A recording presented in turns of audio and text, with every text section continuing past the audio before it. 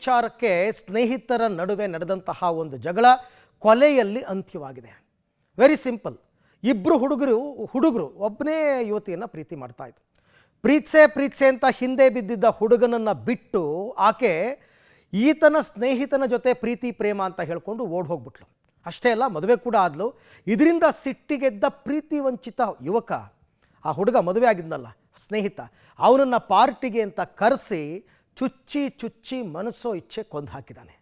ಇಷ್ಟಕ್ಕೂ ಈ ಘಟನೆ ನಡೆದಿದ್ದು ಎಲ್ಲಿ ಮತ್ತು ಇದರ ಹಿನ್ನೆಲೆ ಏನು, ಬನ್ನಿ ನೋಡೋಣ. ಓರ್ವ ಯುವತಿಗೆ ಇಬ್ಬರು ಯುವಕರ ಗಾಳ. 5 ವರ್ಷದ ಪ್ರೀತಿಗೆ ಎಳ್ಳು ನೀರು. ಸ್ನೇಹಿತನನ್ನ ಪಾರ್ಟಿಗೆ ಕರೆದು ಕೊಲೆಗೈದ ಗೆಳೆಯ.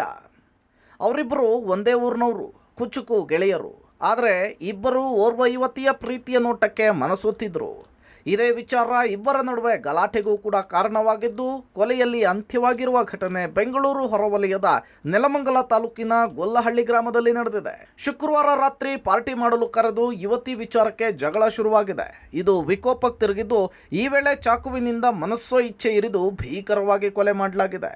ದರ್ಶನ್ ಎಂಬ 24 ವರ್ಷದ ಯುವಕನನ್ನ ಆತನ ಸ್ನೇಹಿತನಾದ ವೇಣುಗೋಪಾಲ್ ಅತ್ಯಂತ ಭೀಕರವಾಗಿ ಇರಿದು ಹತ್ಯೆ ಮಾಡಿ ನಾಪತ್ತೆಯಾಗಿದ್ದಾನೆ. ಆರಾಮಾಗಿರ್ತಿದ್ದೆ ಸರ್, ಯಾರು ಸಣ್ಣ ಸಹವಾಸ ಯಾರು ಹೋಗ್ತಾ ಇರಲಿಲ್ಲ. ಅವನದಾಯ್ತು ಕೆಲಸ ಆಯ್ತು ಅಂತ ಅಫಿಷಿಯಲ್ ಆಗಿ ಮೇಂಟೈನ್ ಮಾಡ್ಕೊಂಡು ಹೋಗ್ತಿದ್ದ. ಇತ್ತೀಚೆಗೆ ಸ್ವಲ್ಪ ಅವ್ರ ಜೊತೆ ಆಟಿಟ್ಯೂಡ್ ಸ್ವಲ್ಪ ಜಾಸ್ತಿ ಆಗಿ, ಸೊ ಫ್ರೆಂಡ್ ಸರ್ಕಲ್ ಜಾಸ್ತಿ ಆಗಿ ಈ ಥರ ಅನ್ಎಕ್ಸ್ಪೆಕ್ಟ್ ಆಗಿದೆ ಸರ್. ಆ್ಯಕ್ಚುಲಿ ನಿನ್ನೆ ನೈಟು ಒಂದು 2-3 ಜನ ಅಟ್ಯಾಕ್ ಮಾಡಿದೆ ಅಂತ ಹೇಳ್ತಿದ್ದಾರೆ. ಬಟ್ ಅದ್ರ ಬಗ್ಗೆ ಕ್ಲಾರಿಫೈ ಸಿಕ್ಕಿಲ್ಲ ಸರ್. ಅದ್ರ ಬಗ್ಗೆ ಅದೇ ಕ್ಲಾರಿಫೈ ಸಿಕ್ಕಿಲ್ಲ ಸರ್ ಇನ್ನು ಅದ್ರ ಬಗ್ಗೆ. ಇದು ಲವ್ ಅಂತಿದೆ ಸರ್. ಇದು ಲವ್ ಮ್ಯಾಟ್ರು ಅಂತ ಹೇಳ್ತಾರೆ.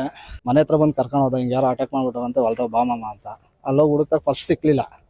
ಬಟ್ ಅವ್ರ ಅಪ್ಪನೇ ಹುಡುಕಿ ತೋರಿಸಿದ್ರು ನಮ್ಮನ್ನ. ನಾವು ಅಲ್ಲಿ ಹೋದಾಗ ಡೆತ್ ಆಗ್ಬಿಟ್ಟಿದ್ದ. ಮಾವನ ಮಗ ಒಬ್ರು ಅವ್ರಿಗೆ ಫೋನ್ ಮಾಡಿ ಕರೆಸಿದ್ವು.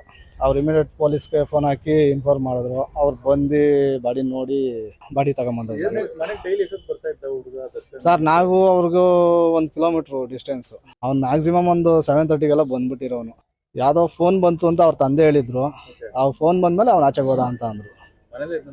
ಅಂಥವ್ರಿಗೂ ಮನೆಗೆ ಇದ್ದಂತೆ. ಕೊಲೆಯಾದ ದರ್ಶನ್ ಹಾಗೂ ಕೊಲೆ ಮಾಡಿದ ವೇಣುಗೋಪಾಲ್ ಇಬ್ಬರೂ ಕೂಡ ಒಟ್ಟಿಗೆ ಆಟ ಆಡ್ತಾ ಬೆಳೆದವರು. ಆ ಊರಿನ ಓರ್ವ ಯುವತಿಯನ್ನ ವೇಣುಗೋಪಾಲ್ ಪ್ರೀತಿಸ್ತಾ ಇದ್ದ. 4-5 ವರ್ಷಗಳ ಕಾಲ ಜೊತೆಯಾಗಿಯೇ ಓಡಾಡಿದ್ರು. ಆದರೆ ಇತ್ತೀಚೆಗೆ ಬ್ರೇಕಪ್ ಆಗಿರುತ್ತೆ. ನಂತರ ಕೊಲೆಯಾದ ದರ್ಶನ್ ಆ ಯುವತಿ ಜೊತೆಗೆ ಪ್ರೀತಿಯಾಗಿ ಮನೆಯಲ್ಲಿ ಮದುವೆ ಮಾತುಕತೆ ಕೂಡ ನಡೆದಿರುತ್ತೆ. ಇದರಿಂದ ಮನನೊಂದ ವೇಣುಗೋಪಾಲ ಸ್ನೇಹಿತನನ್ನ ಕರೆದು ತೋಟದ ಮನೆಯಲ್ಲಿ ಚಾಕುವಿನಿಂದ ಇರಿದು ಕೊಲೆಗೈದಿದ್ದಾನೆ. ಇದೀಗ ನಾಪತ್ತೆಯಾಗಿರೋ ವೇಣುಗೋಪಾಲ ವಿರುದ್ಧ ಪ್ರಕರಣ ದಾಖಲಿಸಿಕೊಂಡ ನೆಲಮಂಗಲ ಗ್ರಾಮಾಂತರ ಪೊಲೀಸರು ತನಿಖೆ ನಡೆಸ್ತಿದ್ದಾರೆ.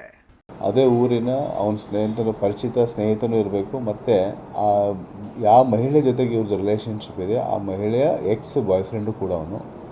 ಸೊ ಅವನು ಅಲ್ಲಿ ಬಂದು ಮಾತುಕತೆಯಾಗಿ ಅವನಿಗೆ ಸ್ಟ್ಯಾಬ್ ಮಾಡಿಬಿಟ್ಟು ಮರಣಾಂತಿಕ ಹಲ್ಲೆ ಆಗುತ್ತೆ. ಅದಾದ ನಂತರ ಅವನು ಅಲ್ಲೇ ಡೆತ್ ಆಗ್ತಾನೆ.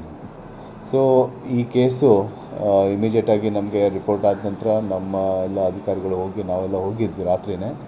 ಅಲ್ಲಿ ನೋಡಿದ್ದಾಗಿ ಒಂದು ಡೆತ್ ಆಗಿರೋದು. ಇಮಿಡಿಯೇಟಾಗಿ ವಿ ಅಂಡರ್ಸ್ಟುಡ್ ದಟ್ ಯಾರು ಎಕ್ಸಾಕ್ಟ್ಲಿ ಮಾಡಿರೋದು ಅದು ಕೂಡ ನಮಗೆ ಮಾಹಿತಿ ಇದೆ. ಆ ಪ್ರಕಾರ ಒಂದು ತಂಡನ ನಾವು ಫಾರ್ಮೇಷನ್ ಮಾಡಿದ್ದೀವಿ. ಆದಷ್ಟು ಬೇಗ ಅವ್ರಿಗೆ ನಾವು ಸೆಕ್ಯೂರ್ ಮಾಡ್ತೀವಿ. ಯಾರು ಅವನು ಮಾಡಿದ ವ್ಯಕ್ತಿ, ಅವನು ಯಾರು ಅಂತ ಗೊತ್ತಾಗಿದೆ. ಒಟ್ಟಾರೆ ಯುವತಿಯ ಪ್ರೀತಿ ವಿಚಾರದಲ್ಲಿ ಇಬ್ಬರು ಸ್ನೇಹಿತರ ನಡುವೆ ಗಲಾಟೆ ಕೊಲೆಯಲ್ಲಿ ಅಂತ್ಯವಾಗಿದೆ. ಪೊಲೀಸರು ಎಸ್ಕೇಪ್ ಆಗಿರೋ ಆರೋಪಿಗಳ ಪತ್ತೆಗೆ ಬಲೆ ಬೀಸಿದ್ದಾರೆ. Prakash, public TV, Nelamangala.